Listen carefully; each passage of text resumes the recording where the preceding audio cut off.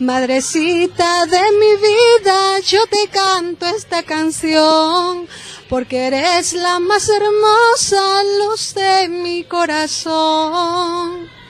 Qué bien. Elba, esa es tu composición, ¿no? Cantas lindo, Elba. Dime, Elba, en los sitios que tú vas o recorres parte del Perú, ¿qué canción te piden más? Bueno, la canción donde más me piden es Siempre te amaré. Eso es lo que eso grabamos en nuestro cuarto volumen, es bastante apegado, bastante ha gustado a la gente.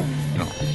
Elba, ¿tienes aniversario, fecha que organizas? Sí, estamos ahorita pensando para Año Nuevo. Año Nuevo estamos ya preparándonos para hacer nuestro aniversario, 5º aniversario también. Elba, queremos pues número para contratos.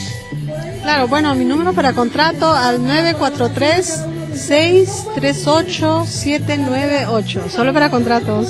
Elba,